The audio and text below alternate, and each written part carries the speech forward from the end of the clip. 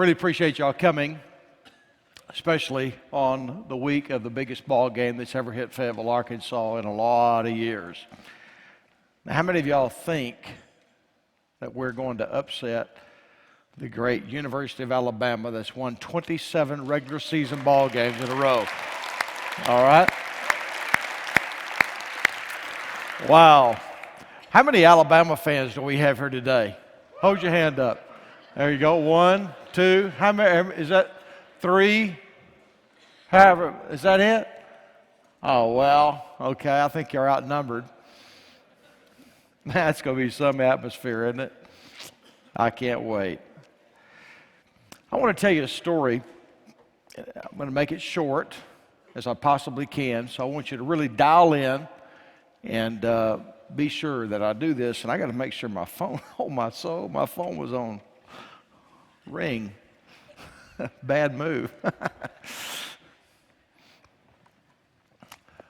little over a year ago, I was asked to lead an effort within our denomination of churches, our convention of churches, called the Great Commission Resurgence. Now, many of us, we're not familiar with church at all, or any of the things of God, and that's cool.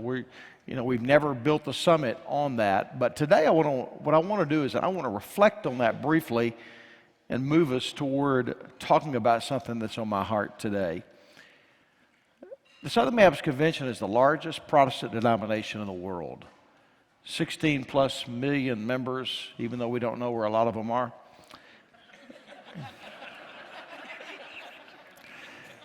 50,000 churches and congregations, those we do know where those are. We support over 10,000 missionaries in North America and the world, the largest mission sending agency in the entire world. We have a major Ethics and Religious Liberty Commission that stands for ethics and religious liberty in Washington, D.C., fighting for the rights of the family and all of those matters. We have one of the largest, if not the largest, Christian publishing house, Bible publisher in the world. And also we have a huge entity that takes care of the financials of retirement, hospitalization for the thousands and thousands and thousands of pastors across the country and the world. It's a very complex situation. Leading change in an organization like that, you would pretty well do better to go out here and try your very best to hit the concrete on the side of this building and see if you can take it anywhere. It's a very complex organization because here you have all these churches that are autonomous. That means they pretty well get to do what they want to do. It's not like, we don't have the ex-cathedral where the Pope says we're going to do this and everybody does that. We don't have bishops where you have a bishop in a local area that says we're all going to do this. We don't do it that way. Every church is autonomous. Also in that, we have 1,100 different associations of churches. For example, in Benton County, there's a Northwest Baptist Association that comprises all the churches of Benton County, and there's a Washington-Madison Baptist Association down there. There's at least 1,098 others just like those two around the country, and guess what they are? They're autonomous. And then we have 42 state conventions. A state convention would be a state with a convention of churches. In Arkansas, we have about 1,500 Southern Baptist churches. But in some of the states up north, some of those states would be combined together. And so they would comprise a convention themselves. And guess what those 42 state conventions are? They're autonomous. And then you take 12 entities that are supported by all of our churches. And in those 12 entities, there are national entities and international entities, like the International Mission Board, like the North American Mission Board, like Guidestone Financial Resources. It goes on and on and on. And with that, guess what those are? They're autonomous. And I was asked to take 22 thoroughbreds, 22 of the best leaders, and to get those 22 leaders to help us formulate a plan to take the good news of Jesus Christ to every person in the world and to make disciples of all the nations. And for 1 year, we gave our lives to that study. Make a long story short, we had a business meeting. How many of you have ever been to a business meeting in a church? Aren't those wonderful experiences never to go to? We have a business meeting once a year. It's called the annual meeting of the Southern Baptist Convention. This year it met in Orlando. We had 11,000 messengers. Years ago we had 45,000 when we were debating the Word of God. But we've gotten over that, and we don't debate that anymore because we believe it's literally true, and it is what it says it is. But through the years, that number could be anywhere from 8,000 to 20,000 typically. But in Orlando, it was 11,000 plus. And so we conducted a 2-hour business meeting with 11,000 people with microphones all over the auditorium, and they could ask us anything they wanted to ask us. And guess who had to answer most of those questions? Me. So this group and myself, we were able to finally get done what we wanted to do. And when it was all said and done, what most people thought would be torpedoed and go straight to nothing, we voted 3-1 to approve. In that's a miracle. And through that, I learned an incredible lesson, a lot of lessons, about how to navigate change. And today what I want to do is that I want to talk to you about navigating change. Change is big. It doesn't matter who you are in your life, you're going to change. Whether you like it or not, when you stop changing, that means you die. But you will change. Any organization that ever exists will have to change. Any entity that ever exists, any business, any life has to go through change. Now let's talk about that word navigate for a moment. In fact, on your table, if you want to take notes, I put a little study guide out here for you. Feel free to do that, or you can just listen and, try to be encouraged somewhere. I'm not going to teach you anything you don't know, but I'm going to remind you of a few things that the vast majority of you already know. But that word navigate means to steer, it means to pilot, it means to guide, it means to direct. It seems to be a little more gentle term than the term lead, but in reality, if you were to look them up, you were to find that they were pretty well synonymous.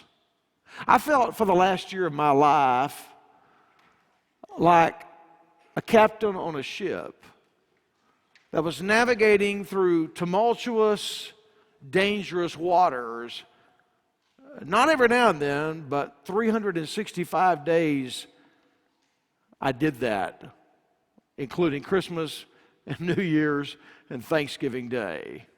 It was something I was very passionate about, but it was also something, when I'm given a responsibility, I take extremely serious the fulfillment of that responsibility.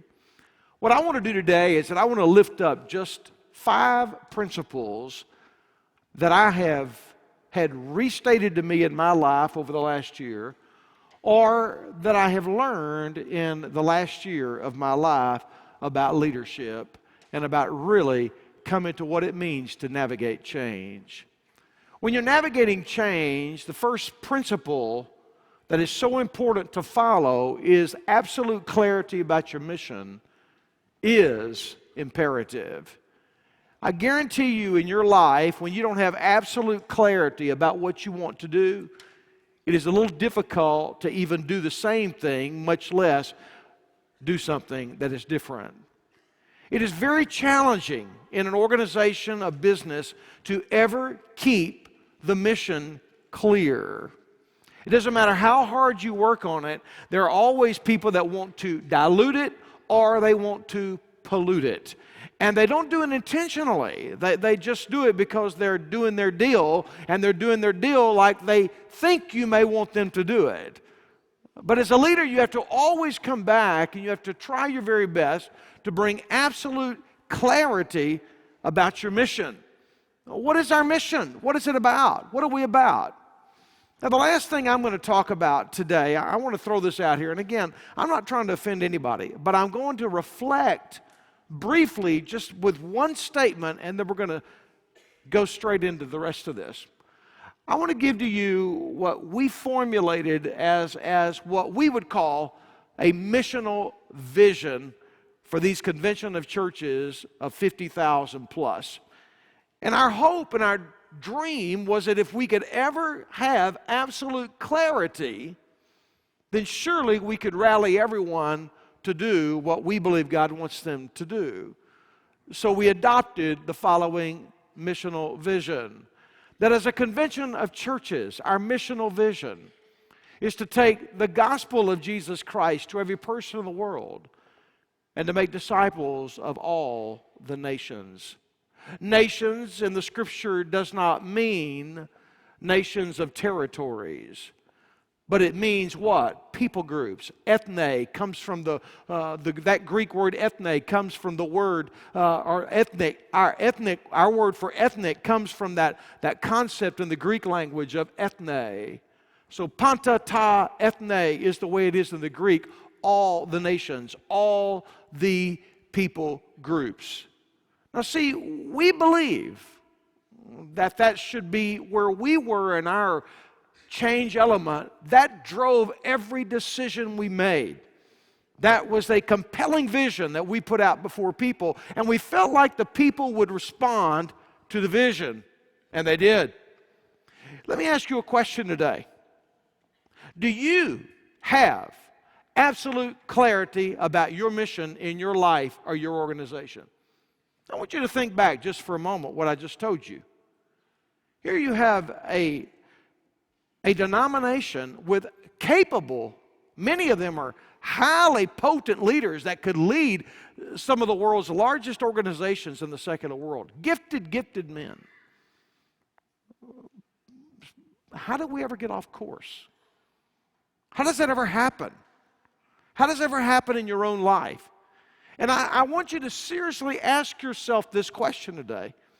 Do you have absolute clarity about your mission in your life or your organization? You see, your missional vision, once you arrive at what it is, it should drive everything you are and everything you have. You see, we have a big problem that I want to note today. And the big problem is that people and organizations develop what I call vision drift. Vision drift.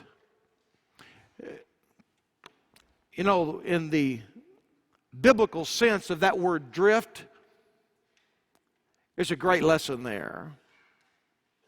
Have any of you ever been on a boat and you're at the dock and perhaps you're helping your friend off of the boat, or you're helping your friend get matters together, and perhaps you forgot to tie the boat to the dock, and you don't even notice it. And then all of a sudden, when you're about to get off of the boat, to get on the dock, to get off of the boat, it's impossible unless you can walk on water. What happened? The boat drifted, and you did not even know it. I submit to you today that that's exactly what happens to every one of our lives today. We drift from our purpose, we drift from our vision, and we don't even know it. We don't do it because we're rebellious. We don't do it because we don't want to do this or that. And I want to just challenge all of us as leaders that have people that serve underneath us and serve with us in an organization. Don't be too hard on your people in relationship to that. They don't have bad intentions. They don't have bad motives. Most of them don't. I'm sure every now and then there's one that does, but most of them do not have it. It's a simple thing, is that they are crowded in their life. They have a lot of stuff coming at them, and your deal is one deal. And while it may be the most important thing to you, it doesn't necessarily mean it's the most important thing to them. Let me give you another principle when we navigate change. Very important to remember. Listening to others is powerful. Well, I tell you what, we could sure help ourselves if we would learn to listen to other people. Do you listen? What kind of listener are you? Some people say the reason, you have 2 ears and 1 mouth is you ought to listen twice as much as you talk. Perhaps there's some truth to that. But why is it powerful? Why is listening powerful? Well, first of all, when you have the power to listen, it guides the spirit of your relationships. Try this in your marriage if you're married. Just try it. There are times when I'm listening and the phone is going. I'm listening. She doesn't understand. I have the ability to multitask. I can be on the phone, I can send a text, and I can listen to her at the same time. But there's something about that doesn't easily convince her. So what I've tried to learn, and sometimes I do it good, and sometimes I, have a little amnesia going on. But I'll say, give me 1 minute, let me finish this, and then I'll dial in. Why is that? Because I want a relationship with my wife. If you want a relationship with your wife, then you got to learn to listen, right? And the same way with ladies and their husbands. But even as true as that is in the family, it is so true in business. It is so true in trying to chart change wherever you're going. Listening is powerful because it guides the spirit of your relationships. But it also grants you knowledge. It grants you knowledge in your life. Knowledge is very important in that. I heard it said like this, and I should have put this on here for you, but there is wisdom in listening. When you listen, there is wisdom. I like it said this way, there is wisdom in the masses. In other words, when you are willing and able to listen to many people, there's wisdom in listening. Now, you got to be careful because sometimes the loudest voice is not the right voice. Sometimes the meanest voice is not the right voice. But there's wisdom in the masses. But it also gives you partners in your vision. And that's what your goal is. If you're going to change, you're going to take a business to change. What are you trying to do? You're trying to have partners to bring change. You're trying to do what you can to bring people along. How can you bring people along? You can't bring them along if you don't listen. So you've got to learn that in your life and your leadership. There's an insight here that I want to share with you today. This is nothing deep, but every person in here needs to listen to this word. People will follow leaders who listen to them. And I promise you, many leaders are never perceived as listening to other people. Listening will gain you partners. Listening will gain people appreciating you. We lose our leadership when we don't know how to listen. When we're navigating change, we've got to have absolute clarity about our mission in our organization, but we also have to learn to listen to others and know that it's powerful. Principle number 3 that I want to lift up today is this, and this is, I think, one of the great lessons of life. Lift the principles high and do not lose the vision over the details. Oh, you better listen to that one, and you better try to grasp it for a moment. Let's just let it settle in. Just let it settle for a moment. Lift the principles high and do not lose the vision over the details. In our journey for that 1 year, it was in February of the year where I threw out the first bomb. We've been working about 6 months, and bomb number 1 came in the Baptist Vatican. Change was on the way. And you know what? We did that for a lot of reasons, but one reason, we just wanted to simply navigate where people were in their lives and their leadership. In that whole process, I began by the middle of March to give this word to those 22 people who were with me. We had until May to formulate our final vision. But I began to tell the people, and it came to me after I had listened in several conference calls and I'd gone to a strategic meeting in Denver, and I had just been, a lot of my life was flowing there. And it just, this principle dawned on me one day. I told him on the phone on a conference, I said, guys, we've got to understand. We've got to be willing to let the details take care of themselves. Trust others with the details. Let's lift the principles high. Because if we will lift the principles high, hey, that's what we're going for. We're flying 30,000 feet up. If we get so deep and we get so deep in it, we're going to forfeit the vision. Boy, what a great lesson that is to learn. Let me put it this way today for us. Perhaps this will bring you a little more assistance. Remember this when you're navigating change. Details are negotiable. Principles are non-negotiable. I guarantee you, especially those of us who lead strongly, and if you have any kind of administrative skill, what happens is you go there, you can see the depth of those details immediately. And if you stay there too long and you don't come up for air, you choke the vision out of the organization. I've done it before. I know. And what has to happen is that we have to learn to lift the principles high. The principles, that's what we do not negotiate in our leadership anytime we're trying to navigate change.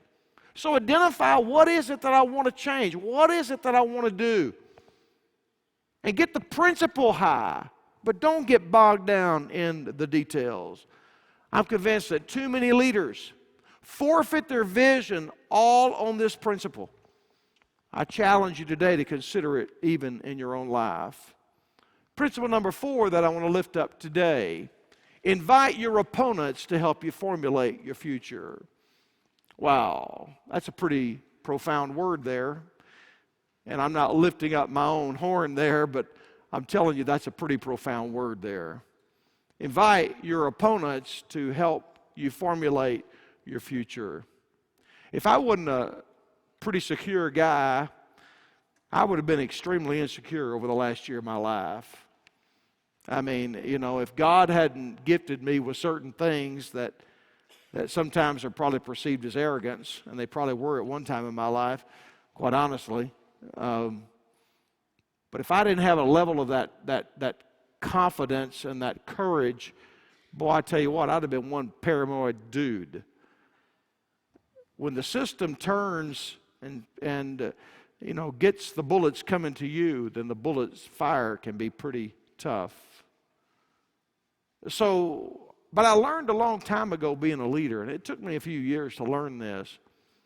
I wasn't the person's problem in life anytime I led them and they didn't like me or they didn't like where I was taking them. I wasn't their problem. The problem is that they didn't see what I wanted them to see. You see, so I didn't take it personal. You can't take it personal when you're a leader, and that's a real challenge, because what do? We take it personal. And I really didn't sense for this solid year, and in my being, God's protection or my ignorance, one of the two or both, I didn't sense that people were against me. Because we didn't lift me up, we lifted a vision. So what I decided is, I'll tell you what, let's solve this, dude. Let's get everybody in the same room. And let's agree. Let's try to move together. You see, what happens most of the time when we have opponents in life, or we sense that somebody is opposed to a change we want to make, you know what we do? We alienate them. We withdraw from them. We don't like anybody that doesn't agree with us. I mean, let's just get real, right? I mean, leaders are pretty insecure people sometimes. They really struggle with somebody that does this to them. So we have to be very careful not to do that. So through private meetings and endless phone calls and public meetings as well, I just learned a lot in all that and just said, you know what? If you'll just talk to them, that'll take you a long way down the track. And so I just simply lifted this principle up in my life. Invite your opponents to help you formulate your vision. By the way, have you ever thought of it this way? Perhaps they can help you be more balanced than what you are ever going to be on your own. And the more mass the change is and the more people the change affects, listen to me now, the more balanced you had better become, or you will never take the masses with you. There's an important question that I think we need to ask ourselves, and you can ask someone that opposes your vision. Here's the question. Hey, friend, if you were sitting where I was sitting and assigned to do what I've been asked to do, what would you do and how would you do it? You talk about taking off people's edge. That little question will take off their edge. It'll take off their edge. Why? Because let me tell you what the normal response is that I got for one solid year, and I've even gotten it in my church through the years. Well, I'm glad I'm not where you are and don't know what I would do. You have an impossible task, and I don't know how in the world you're ever going to get it done. I don't expect you to get it done. You see what happens in all that? You put it back on them. And when they start seeing it through your eyes and they have to start processing this, it takes them to a different level. Change is tough, folks. It doesn't matter who you are, change is tough. If you're leading it or you're the end result of that change, it's challenging. In our 2-hour presentation to these 11,000 people and Q&A time with them, trying to navigate change, you know, something happened, and there was a guy from the state of Georgia come, and he really wanted us to change something. And he really wasn't for what we were doing. And so we consulted our committee in front of 11,000 people, and we agreed to do it. And then he came back and wanted to do something else. And we did it again. And the second time he got on the platform in front of those 11,000 people, I mean, he came to the platform. This is pretty well unprecedented. You really don't do this typically. And I just said, hey, why don't you come up here and tell the people what they want, what you want to do. And we're going to agree to do it. Well, you know what that happened? Is that everybody knew this guy, he wasn't for us. He'd already come out publicly for it. But when we were able to embrace him, we were able to say, hey, you know what happened? When you look back at that, he got what he wanted, we got what we wanted. You know what we wanted? We wanted the principle high. He got to a detail, it didn't bother our situation. You see, we lose so much vision and so much fellowship sometimes because we make small things big deals. And we alienate people who may not always agree with us. And so invite your opponents to help you formulate your vision. I want to challenge you never to forget this. I think this is very important to remember. Respect is more important than popularity. Think about that statement for a moment. Respect is more important than popularity. Respect is gained or lost by one thing alone: how you treat people. Wow. You see somebody that doesn't treat people well, I mean, they don't have respect. But you know, you can be one truthful, courageous dude, and while people may not like what you're courageous about, if you treat them right and you're truthful consistently with them, they will respect you. They will respect you. And respect is what you're after. You will never lead change if your goal is to be the most popular guy in the room. That's never going to happen. In fact, I'll tell you, you're never going to be the head of anything extremely large in your life if your goal is to be the most popular guy there is. Leaders, it's not about being popular. Sure, you want to be, but you want to have popularity and respect.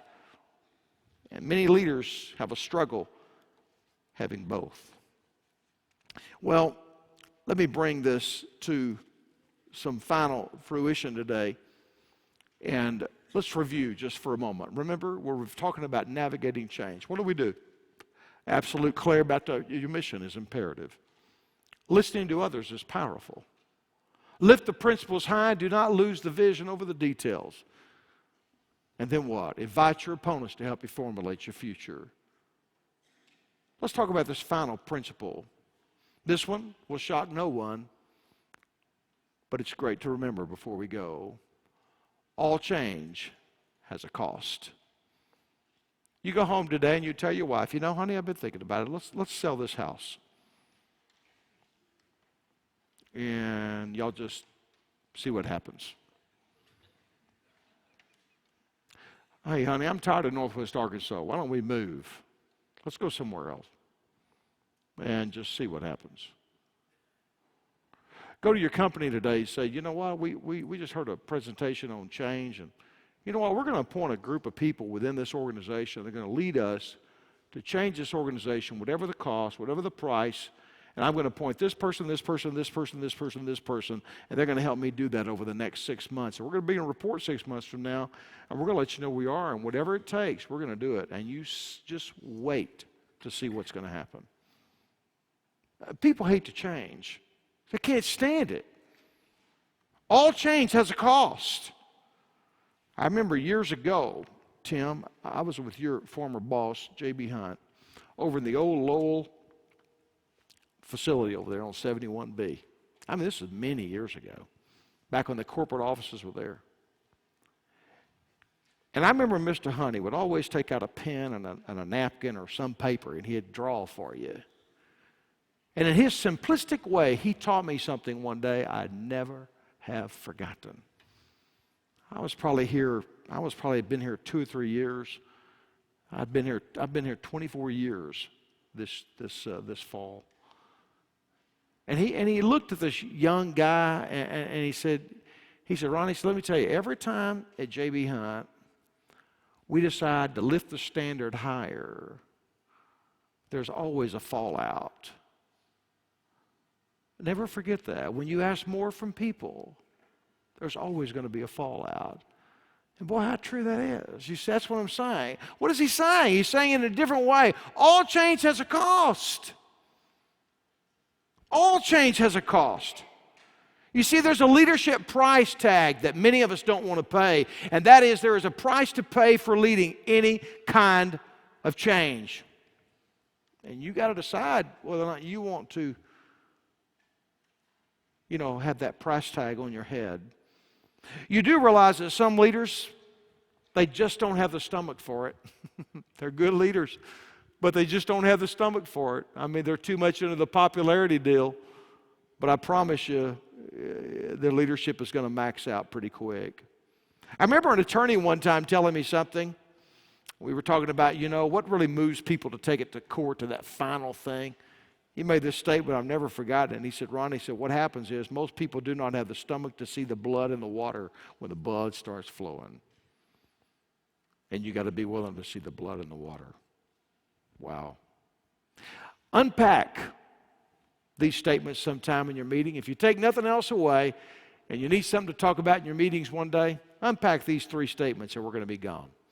Number 1, people see change through one set of eyes, their own. Their own. They don't see what we see as leaders, or you don't see at times for somebody that wants you to do something and change. They see it through one set of eyes, their own. Their own. Number 2, the smallest change to you may be bigger than life to another person. Bigger than life. And to you it looks like, man, all I did was move the water. I mean, all I did was change this. I mean, I moved a chair. I didn't know we had moved heaven and earth. The smallest change to you may be bigger than life to another person. And thirdly, most leaders do not have the capacity to see the big picture and scale the heights of a much larger vision that is demanding change. I've met a lot of leaders in my life, and I'm telling you, that's a true statement right there. Many leaders don't have the capacity. They don't have the capacity to see the big picture from A to Z. And they don't have the stuff to climb and scale the heights in order to see a vision that is absolutely demanding change in their life. I close with this today. A very sad reality is this. When change is called for, most people usually imagine the worst case scenario, resulting in what? Nothing being done. But see, many leaders don't have the stomach to make it go to that next level. So what do? Well, that's right. I mean, I don't want to upset the card. I mean, I don't want anybody mad at us. I don't want to walk through the office and ladies won't speak to me, or, they act like I've got leprosy. I mean, you get into that, right? Because we all want to be liked. But leadership is not about being liked. Leadership is about doing what is right at the time to accomplish the missional vision of what you've been asked to do as a leader. So when change is called for, you can count on it, man. The biggest leader in the room will usually imagine the worst case scenario.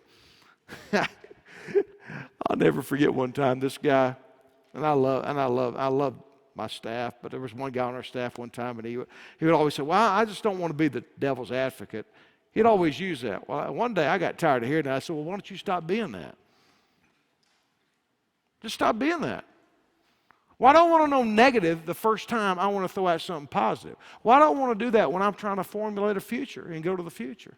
Do I need to consider that? Yes. Do I need to hear it? Yeah. But don't throw my vision down before it ever gets out of my mouth. And we have to be really careful. The stronger the leader we are, we got to be real careful we don't rain on somebody's parade when they want to do something and say, well, that won't work. What do you mean that won't work? It might work, may not work for you, but maybe they're a better leader than you are.